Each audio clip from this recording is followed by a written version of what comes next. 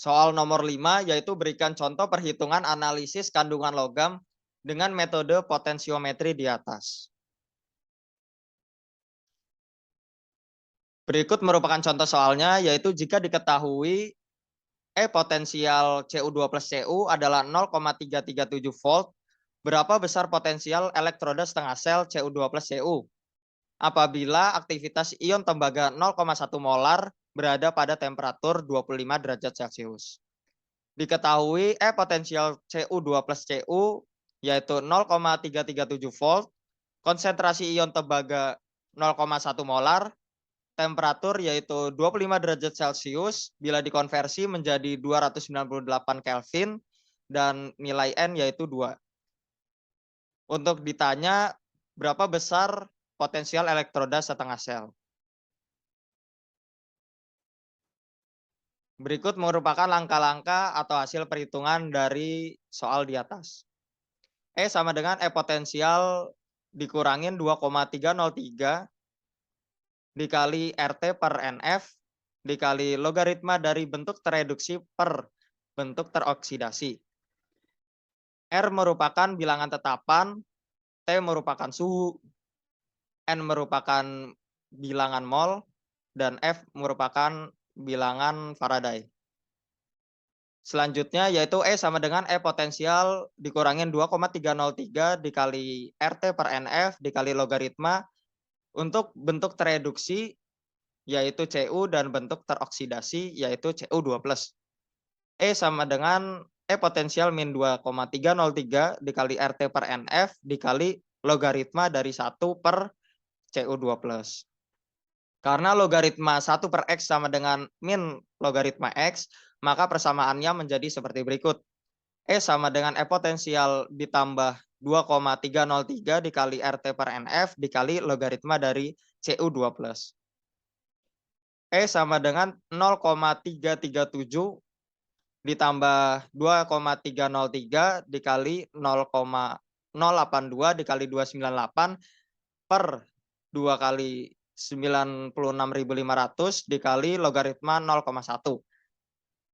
Untuk nilai R yaitu bilangan tetapan 0,082, bilangan T-nya yaitu suhu diambil dari soal yang sudah terkonversi menjadi Kelvin yaitu 298, N-nya yaitu 2, dan F merupakan bilangan yang bernilai 96.500. Dan untuk E-nya bila dihitung mendapatkan hasil 0,307 volt.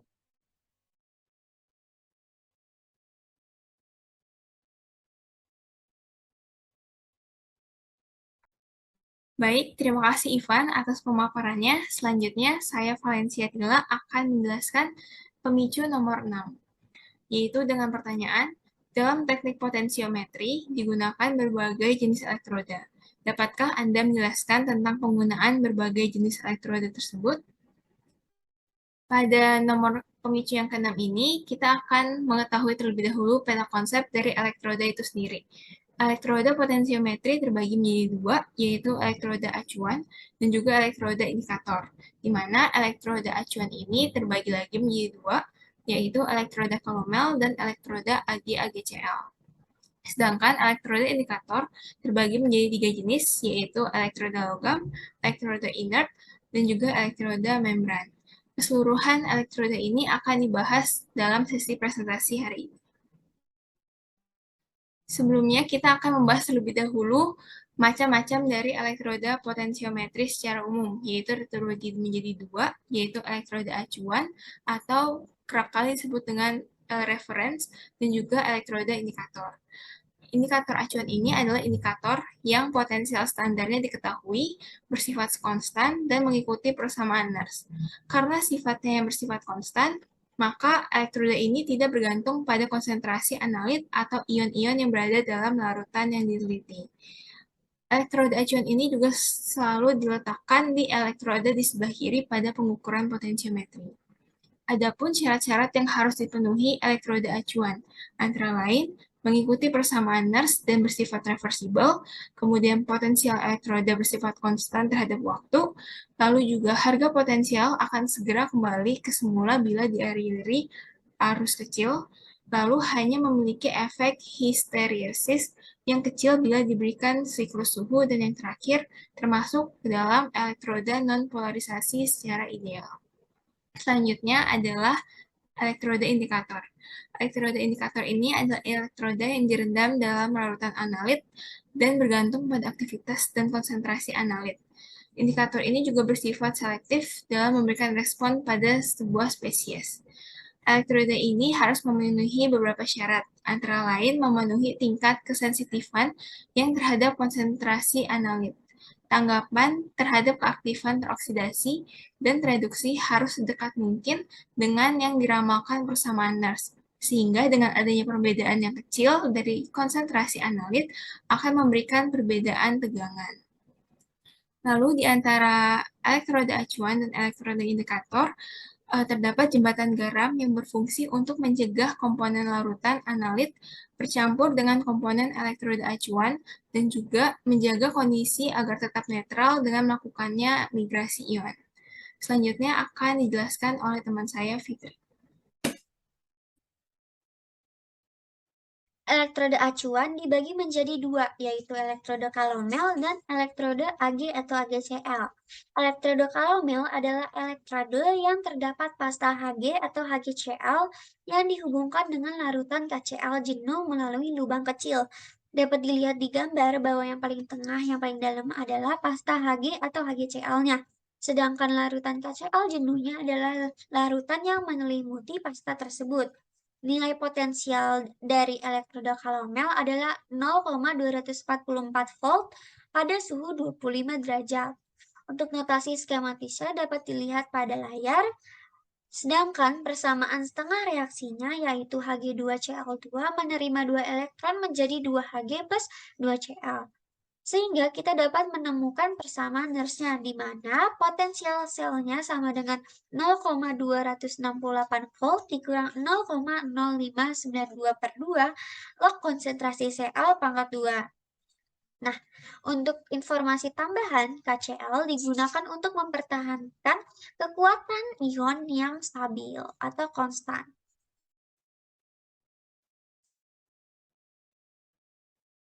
Selanjutnya adalah elektroda Ag atau AgCl. Elektroda tersebut terdiri dari logam perak sebagai elektroda dan yang dicelupkan dalam KCl jenuh dan pasta AgCl. Untuk nilai potensialnya adalah 0,199 volt pada suhu 25 derajat Celcius. Untuk notasi reaksinya dapat dilihat pada layar, dan persamaan reaksinya merupakan AgCl menerima 1 elektron menghasilkan Ag plus Cl-. Keuntungan dari elektroda Ag atau AgCl. Yang pertama, mampu digunakan pada suhu lebih besar dari 60 derajat Celcius, di mana elektroda kalomel tidak bisa. Yang kedua, ion peraknya ini bisa lebih banyak bereaksi dengan komponen sampel dibandingkan ion merkuri 2, contohnya protein. Nah, ion merkuri 2 ini biasanya tuh menyebabkan penyumbatan sambungan antara elektroda dan larutan analit. Nah, kan elektroda dibagi menjadi dua, yaitu elektroda acuan dan indikator. Nah, tadi acuan sudah dijelaskan macam-macamnya, selanjutnya adalah elektroda indikator. Yang pertama ada elektroda logam. Elektroda logam ini dibagi menjadi dua, yaitu jenis pertama dan jenis kedua. Untuk jenis pertamanya adalah elektroda logam murni yang berada dalam kesetimbangan langsung dengan kationnya dalam larutan. Nah, ion analit akan merespon logam dan suatu respon reaksi yang dapat balik. Walau jarang digunakan, Ag dan Hg itu dalam larutan netral, sedangkan Cu, Zn, kadmium, Bi, Ti, dan Pb dalam larutan daerasi. Meskipun begitu, terdapat kekurangan dari elektroda logam. Yang pertama, tidak terlalu selektif dan merespon tidak hanya kation sendiri, tapi juga kation lain yang lebih mudah tereduksi. Yang kedua, kebanyakan elektroda logam seperti seng, kadmium hanya dapat digunakan dalam larutan netral atau basa karena larutannya adalah asam. Yang terakhir adalah sangat mudah teroksidasi, sehingga hanya bisa digunakan ketika larutan analit didehidrasi untuk menghilangkan oksigennya.